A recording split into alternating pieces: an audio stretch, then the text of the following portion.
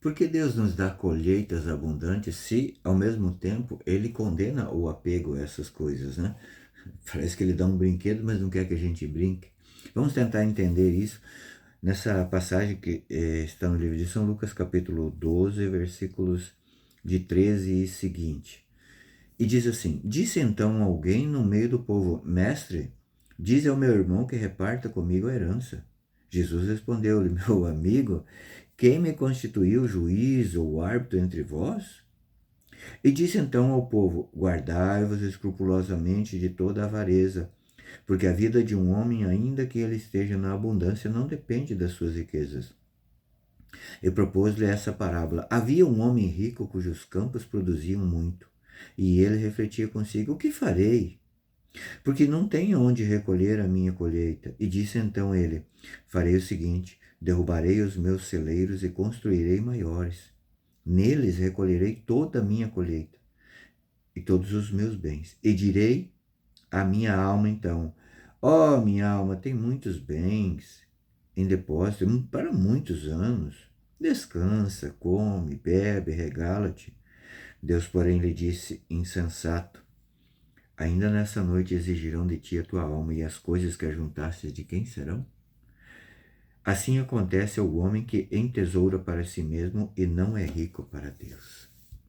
Veja, aqui nessa passagem, né, há uma evidência de que entre esses dois irmãos havia uma fraude. Ou os dois, um estava tentando fraudar o outro. E Jesus aqui vai dizer que, cara, não é o mais importante. Né? A gente vê assim ainda nos dias de hoje, né, irmãos que viviam muito bem, maravilhosamente bem, por décadas. De repente, quando morre o pai ou a mãe, e aquilo vai repartir a herança, então vira aquele briguedo, porque as coisas se apegam com coisas tão pequenas e deixam passar, né, ao largo as coisas que realmente deveriam preocupá-las, né? E não importa o tamanho da sua fortuna, da sua herança, né? São Beda vai dizer que Jesus exorta cuidadosamente, né? Até mesmo para muitas ações que parecem corretas. Às vezes você acha que é justiça exigir aquilo, mas na verdade aquilo é um apego, né? Não importa o tamanho as riquezas não podem acrescentar o tempo de vida. É lógico que se você tiver dinheiro, você pode sim, talvez prolongar a sua vida com medicamentos caros, com as benesses da tecnologia, da ciência de hoje. Isso não está errado. Acontece que, segundo Santo Afonso Maria de Ligório, para algumas pessoas, uma sobrevida só vai aumentar o seu tormento no inferno, porque nessa sobrevida vai acabar cometendo pecados maiores ainda, que depois disso serão imputados digamos assim, esses pecados. E esses pecados se tornarão seus tormentos, né? Aqui Jesus coloca um fazendeiro egoísta, né, que só tinha o eu, né, minha alma, meus bens, meu celeiro, meu. O grande problema de tudo isso é quando Deus dá as coisas em abundância e a pessoa não reconhece que é Deus que está dando, né?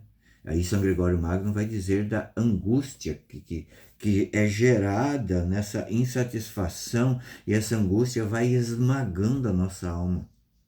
E nós entramos numa espécie de looping temporal. Eu sou feliz quando eu adquiri a caneta vermelha, serei feliz. Quando eu tenho a caneta vermelha, eu quero 10 canetas. Quando eu quero, não, eu quero. É um looping temporal que a gente vai ficando prisioneiro ali, vai querendo sempre mais, mais, mais, mais. Não há nada de errado em a gente querer possuir as coisas para dar uma dignidade para a nossa família. Mas é importante que nós aprendamos também a dividir com os necessitados, ajudar os necessitados, né? E a gente não se apegar a esses bens materiais. Quantas coisas que nos tiram a paz, né? Como diz Santo Agostinho no livro Máximas Eternas, que o fazendeiro muitas vezes perde uma ovelha e não tem mais sossego porque perdeu aquela ovelha, e no entanto está perdendo a alma, mas não liga para isso.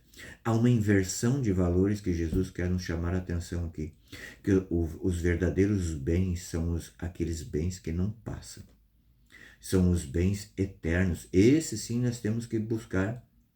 E entenda, que, como eu disse anteriormente, o problema do avarento é que ele tira Deus da equação.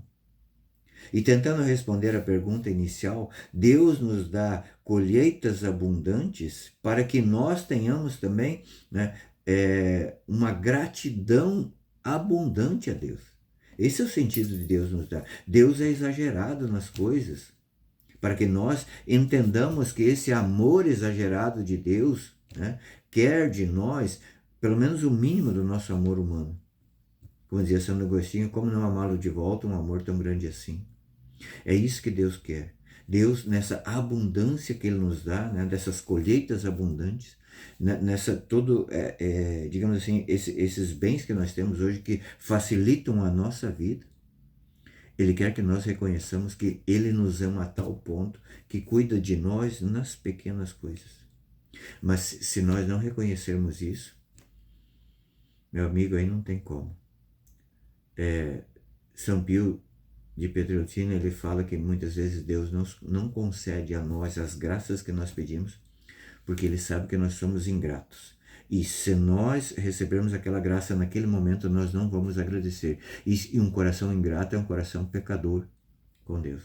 Então Deus nos dá a graça. Deus tem que ir trabalhando no nosso coração até que Ele entenda que nós, a partir de agora, nós seremos gratos então a Ele. Então aí Ele pode nos dar essa graça. Como foi a sua colheita ao longo da sua vida, né? E mais importante que isso, se Deus te deu a liberdade de você pensar, que farei com a minha colheita? O que você decidiu? Não tire Deus da equação. E que Ele te abençoe e te guarde. Te dê uma colheita abundante, mas mais abundante ainda te dê um coração generoso.